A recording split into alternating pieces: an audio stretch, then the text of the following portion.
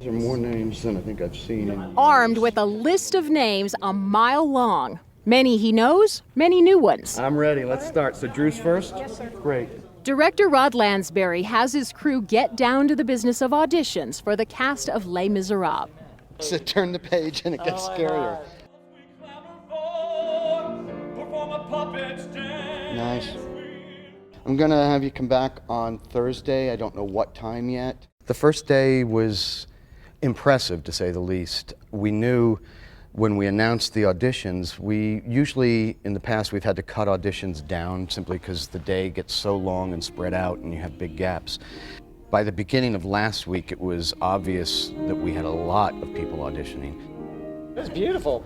Turned out it was easily comparable to New York auditions, where we have to roll them through as fast as we can, so you don't get the same opportunity to really get a feel a lot of times.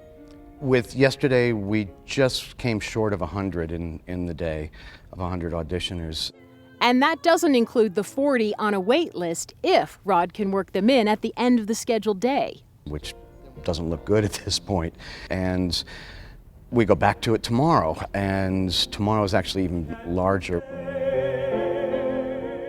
That kind of schedule is not only tough on Rod, but on the actors, who have only about a minute to make an impression on both Rod and music director David Nels. You sound beautiful on it. Thank you. That's great, Tracy. I think the people auditioning have the difficult part. It always amazes me that anybody is willing to go out there and be judged that way time after time. The fact that the whole process is based on rejection for that one small percentage of time that you hit and get the role. I think that's incredible, and I have so much respect for the actors who do that. The auditions drew hundreds eager to land a role in the coveted musical, which is for the first time being released to regional theaters. Until now, it's only been done by touring New York productions. It wasn't even a royalty issue as far as how much can you pay or any of that. It was who they would allow to do it.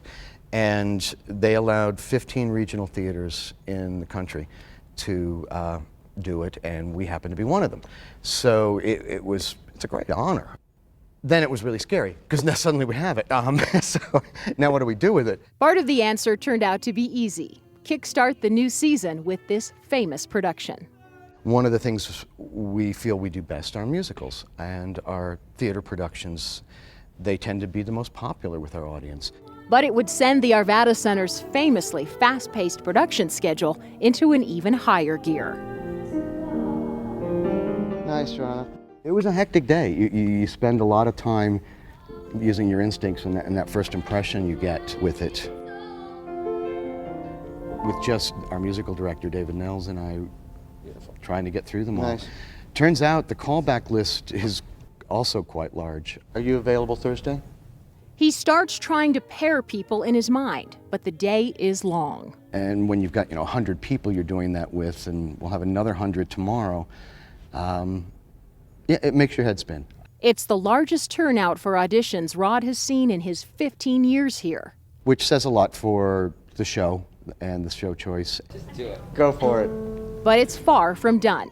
Callbacks, the industry term for bringing back actors for a second look with specific roles in mind for them, brings another round of hopefuls. Nice. Great. Very good. Okay, we're moving on to the cosettes. I need Joanna Briggy on stage, please. Jennifer DeDominici in the wings. And the rest of you cosettes, you know who you are, doing the same thing. Alphabetical order. The list is in the green room. But if I can get those first few people in, that'd be great. Please enjoy yourselves, and I mean that sincerely. I know audition process, enjoy, yeah, right. But it really is a good thing, and enjoy it today. Comforting words from the director you're trying to impress, and often easier said than done. The main thing is to not let the nerves of the room of 96 other people being called back get into you. Auditions are always a high adrenaline experience because it's all you work hours and hours for one moment. You know, it's such a beautiful, beautiful score, and of course an incredible story. The epic audition process seems fitting for such an epic tale.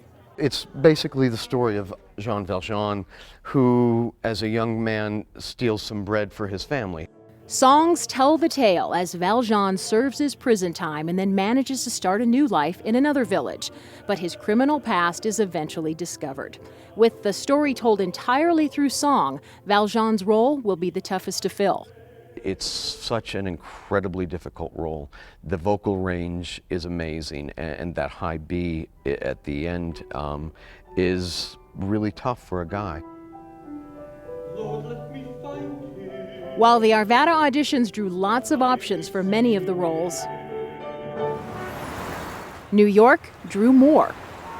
Day one, a typical morning in the Big Apple, where the sidewalks and streets are packed. Lots of tourists, lots of actors, and lots of everybody else. Forecasts for a 100-degree day seem to send people along even faster in pursuit of air-conditioned comfort. Another long list of talent awaits. See, the New York auditions, we had a great turnout. Surprising in some ways that yet the first day we had 160 some women signed up for the morning slot and over 100 guys in the afternoon. It was a good ratio of talent, really not many that were disappointing. It was really all high level. And then the next day we ended up with 70 some appointments in the studios. If you're counting, that's 330 in New York alone, including many Broadway veterans. But the options for Valjean's role continued to be slim. One of the gentlemen is, I believe he still is, the record holder for the most performances of that role. And it was impressive, and it was kind of flattering, the quality of talent that we had show up for us.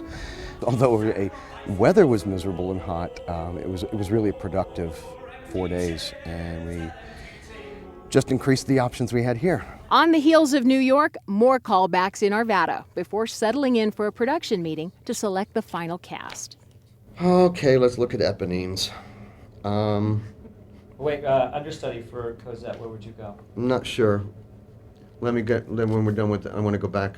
From hundreds of pictures, hundreds of one-minute impressions. Patrick surprised me in a good way today. Though the choices aren't always easy, actors slowly rise to the top of the pile. Everything counts: the quality of their voice, their range, their look for the role. I think maybe we should think about who you're going to cast around them.